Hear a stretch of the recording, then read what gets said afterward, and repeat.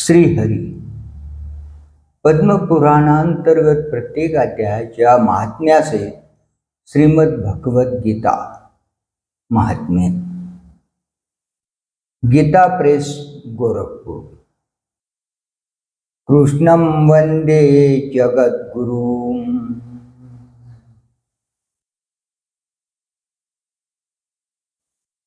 श्री शेषशायी लक्ष्मी नारायण भगवान की जय।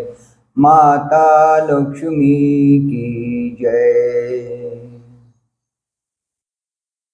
ओम श्री परमात्मने नमः। श्रीमद भगवद गीता महात्म्य अध्याय 10। भगवान शिव म्हणाले, सुंदरी, आता तू 10व्या अध्यायाच्या महात्म्याची परम पावन कथा ऐक। ही कथा स्वर्गरूपी अवघड किल्ल्यात जाण्याच्या सुंदर पायऱ्यासारखी असून अत्यंत प्रभावशाली आहे। काशीमध्ये धीर बुद्धी नावाचा प्रसिद्ध ब्राह्मण होता। तो माझ्या ठिकाणी नंदीसारखी भक्ती करीत होता। तो पवित्र कीर्ती मिळवण्यात तत्पर होता। त्याचे मन शांत होते। हिंसा, क्रूरता किंवा दुस्साहस यापासून तो 4 हात लांब होता। जितेंद्रिय असल्या कारणाने तो निवृत्ती मार्गी होता। त्याने वेदरूपी समुद्र पार केला होता। सर्व शास्त्रांचे तात्पर्य त्याला ज्ञात होते। त्याचे चित्त नेहमी माझ्या ध्यानात मग्न असे। तो आपले मन अंतरात्म्यात लावून नित्य आत्मतत्वाचा साक्षात्कार करीत असे। त्यामुळे जेव्हा तो चालू लागे तेव्हा मी त्याच्या प्रेमाला वश होऊन त्याच्या मागे मागे धावत जाऊन त्याला आपल्या हाताचा आधार देत असे। माझे हे वर्तन पाहून भृंगिरटीने विचारले, भगवन, आपले असे हे भक्तांच्या मागून धावणे कधीतरी कोणी पाहिले असेल का? या महात्म्याने असे कोणते तप, जप किंवा होम केलेला आहे की ज्या आपण पावलोपावली त्याच्या मागे राहून त्याला आधार देत असता? मी म्हणालो, म्हणजे महादेव म्हणाले, ऐक, एकदा कैलास पर्वताच्या पठारावर पुन्नागाच्या वनात चंद्राचे अमृतमय शुभ्र किरण सर्वत्र पसरले होते। तेथे एका कठड्यावर मी बसलो होतो। इतक्यात अचानक जोरदार वादळ सुरू झाले। तेथील झाडांच्या फांद्या वर खाली होत एकमेकावर आपटू लागल्या। काही फांद्या तुटून इतस्ततः विखुरल्या गेल्या।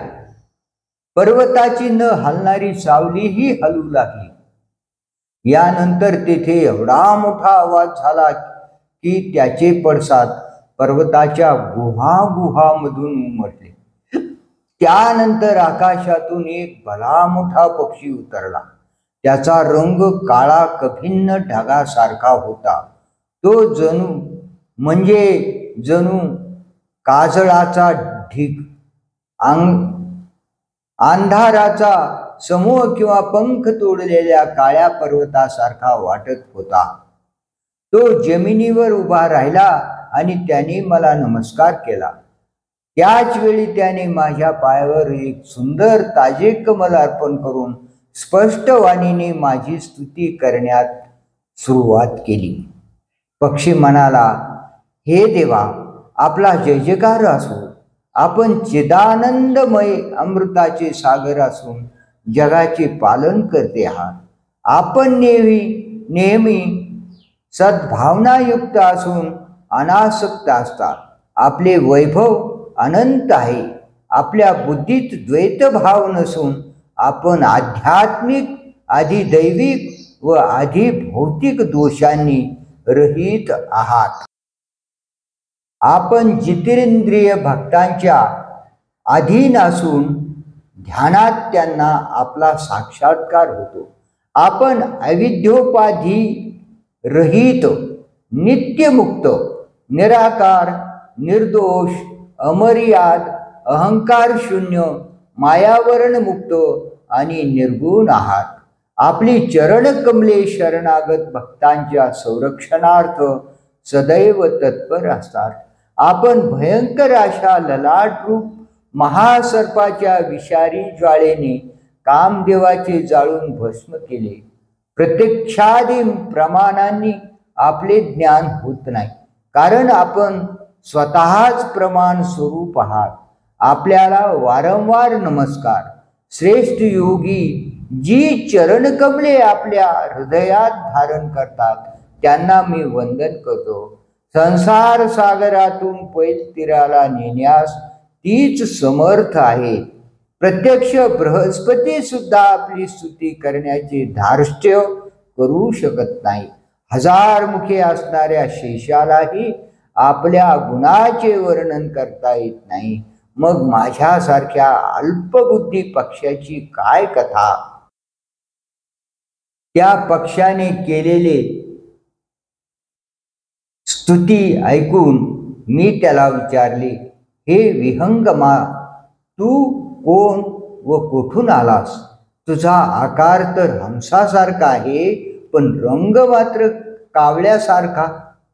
तू ज्या कारणासाठी येथे आलास ते कारण मला सांग. पक्षी म्हणाला, हे महादेवा, मी ब्रह्मदेवाचे वाहन हंस आहे. ज्या कर्मामुळे मला हा काळा रंग आला ते कर्म ऐका. हे प्रभो, जरी आपण सर्वज्ञ असलात तरी आपण विचारता म्हणून सांगतो.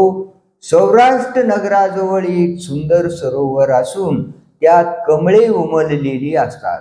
त्यातील चंद्रकोरई सारखे पांढरे 20 तंतू चोचीत घेऊन मी अतिशय वेगाने आकाशातून उडत होतो. उडता उडता अचानक जमिनीवर कोसळलो. त्यामुळे बेशुद्ध झालो. जेव्हा शुद्धीवर आलो तेव्हा मनात विचार करू लागलो की मला खाली पडण्याचे काहीच कारण नव्हते. मग हे असे कसे झाले? शिवाय माझ्या कापरासारख्या शुभ्र शरीरावर हा काळा रंग कुठून आला, असा मी विचार करीत होतो. तोच त्या सरोवरातील एका कमळातून मला असे शब्द ऐकू आले, हंसा उठ, मी तुला पडण्याचे व काळा रंग होण्याचे कारण सांगते. तेव्हा मी उठून सरोवराच्या मध्यभागी गेलो. तेथे 5 कमळे लागलेली एक कमळांची सुंदर वेली होती.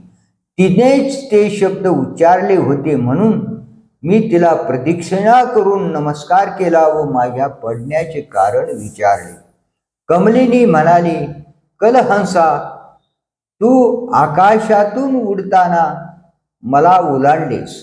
त्या पातकामुळे तू जमिनीवर पडलास व काळा झालास.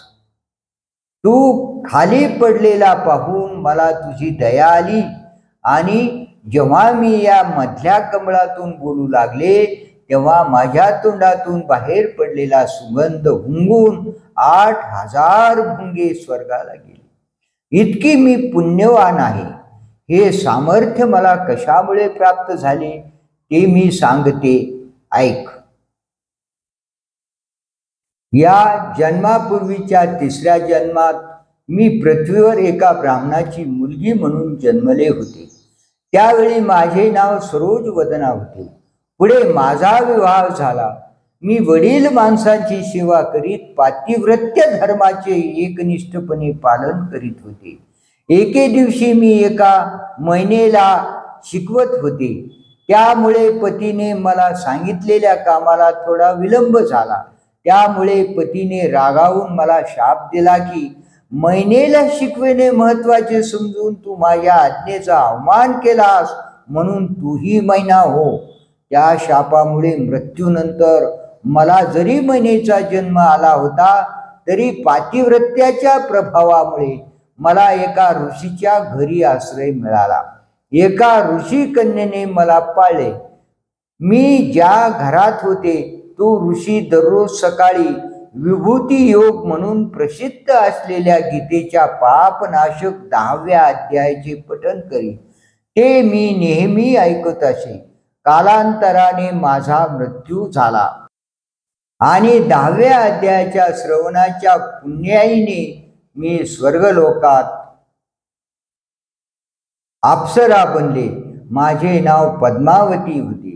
एकदा विमानाने आकाशातून विहार करताना सुंदर कमलांनी विभूषित अशा या रम्य सरावर माझी दृष्टी पडली आणि यात जलक्रीडा करावी असे वाटून मी विवस्त्र अवस्थेत तेथे जलक्रीडा करू लागले. तेवढ्यात तेथे दुर्वास ऋषी येऊन पोहोचले. त्यांनी मला विवस्त्रावस्थेत पाहिले. त्याची भीती वाटून मीही एका कमळवेलीचे रूप घेतले. तेव्हा माझे 2 पाय 2 कमळे झाले, 2 हात 2 कमळे झाले आणि मुखासह सारे शरीर 1 कमळ झाले. अशा रीतीने 5 कमळांनी युक्त अशी एक कमलिनी मी झाले. दुर्वासिनी माझे वेशांतर पाहिले आणि क्रोधाने डोळे लाल करून मला शाप दिला की याच स्थितीत तू 100 वर्षे येथे राहशील. असा शाप देऊन ते तात्काळ गुप्त झाले. कमलिनी असूनही गीताध्ययन श्रवणाच्या महात्म्यामुळे माझी वाणी नाहीशी झाली नाही. शिवाय मला ओलांडण्याच्या अपराधामुळे तू पृथ्वीवर पडून काळा झालास. राजहंसा, तुझ्या समोरच आज माझा शाप संपत आहे, कारण आजच 100 वर्षे पुरी होत आहे. मी तो अध्याय आता म्हणते तो तूही ऐक. त्याच्या श्रवणाने तूही आजच मुक्त होशील. एवढे बोलून पद्मिनीने स्पष्ट व सुंदर आवाजात 10व्या अध्यायाचा पाठ केला व ती मुक्त झाली. तो ऐकल्यानंतर तिनेच दिलेले ते उत्तम कमळ मी आपल्याला अर्पण केले आहे. एवढे बोलून त्या पक्षाने आपल्या शरीराचा त्याग केला. यानंतर एक विलक्षण घटना घडली. तोच पक्षी 10व्या अध्यायाच्या श्रवणाच्या पुण्याईने ब्राह्मण कुळात जन्माला. जन्मताच अभ्यास असल्यामुळे तो लहान असल्यापासूनच गीतेचा 10वा अध्याय म्हणतो. पठणाबरोबरच त्याच्या अर्थाचे तो मनन करत असल्यामुळे सर्व प्राणी मात्रात त्याला शंखचक्र गदाधारी भगवान विष्णूचे नेहमी दर्शन होत असते. त्याची प्रेमळ दृष्टी जेव्हा एखाद्या देहधारी प्राण्यावर पडते तेव्हा तो मद्यपी किंवा ब्रह्महत्या करणारा असला तरी तो मुक्त होतो. पूर्वजन्मीच्या 10व्या अध्यायाच्या अभ्यासाने त्याला दुर्लभ तत्वज्ञान प्राप्त झाले असून तो जीवनमुक्तही झाला आहे. एवढ्यासाठीच मी त्याला वाटेतून चालताना माझ्या हाताची मदत देतो. भृंगरीटे, हा सारा 10व्या अध्यायाचाच मोठा प्रभाव आहे. पार्वती, अशा रीतीने मी भृंगरीटीला जी पापनाशक कथा सांगितली होती तीच तुलाही सांगितली आहे. स्त्री असो वा पुरुष, कोणालाही या 10व्या अध्यायाच्या केवळ श्रवणाने सर्व आश्रमांच्या पालनाचे फळ मिळते. महात्म्य समाप्त. गोपाल कृष्ण भगवान की जय. भगवान विष्णु की जय. श्री कृष्णार्पणमस्तु. धन्यवाद.